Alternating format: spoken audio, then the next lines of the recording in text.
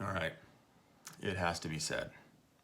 Tom Brady is most definitely not the greatest quarterback of all time. One thing that I noticed in the first constructive that Radley posted was he primarily spoke about the postseason and the Super Bowl appearances of Tom Brady. Now, given if we were talking about the greatest quarterback in the postseason Super Bowls, Tom Brady, he's your man. He has the most postseason appearances, the most Super Bowls, so he's definitely going to be leading that pack without question. However, if we're talking about the greatest of all time, the greatest in history, I think that we need to look at the career instead of just a small portion. So I'm going to be talking about four categories. And in these four categories, Tom Brady is not leading in any of them. And I'm also going to be talking about four other quarterbacks, some that Radley mentioned in his video.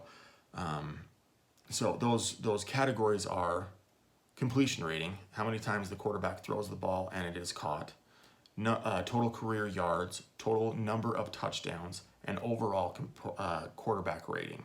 And then the other quarterbacks that I will be talking about are Peyton Manning, Drew Brees, Brett Favre, and one that Radley failed to mention, Aaron Rodgers, who in my opinion is the greatest quarterback of all time. But we're just going to focus right now on why Tom Brady is not the greatest quarterback of all time. So completion rating, Drew Brees is leading this category with 67.2%. Peyton Manning is second with 65.3%. Aaron Rodgers is just behind him with 65%. Tom Brady is coming in fourth at 64%, and Brett Favre is at 62% completion rating. Total number of yards, Drew Brees actually just achieved this. He's now in first as of last Monday with 72,103 total passing yards. Peyton Manning is 71,940. Brett Favre, 71,838. Tom Brady, 67,418. And Aaron Rodgers with 40,074.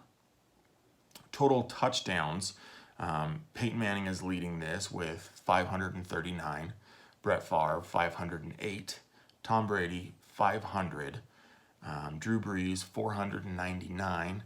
And Aaron Rodgers with 323. Now, Tom Brady, Drew Brees, and Aaron Rodgers are still active in the NFL, so their ratings will be going up. But as of the search that I did, this is what they are at right now.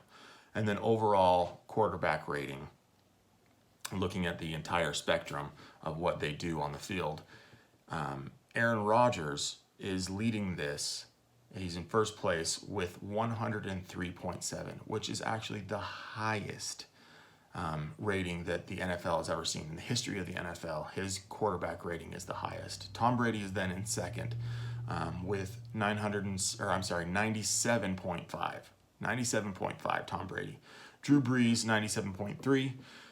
Peyton Manning, 96.5. And Brett Favre at 86%. Now, it might seem that Aaron Rodgers is behind first place in this category or behind Tom Brady or in these categories, but there's a few things that need to be mentioned. Tom Brady is 41 years old. He's been in the league 7 years longer than Aaron Rodgers. Aaron Rodgers is 34 years old. So Tom Brady's years are coming to a close, and Aaron Rodgers is still going for a few more years. For at least four, since Aaron Rodgers' record-breaking contract, where he will actually be making $134 million, highest paid athlete in the NFL, but that's besides the point.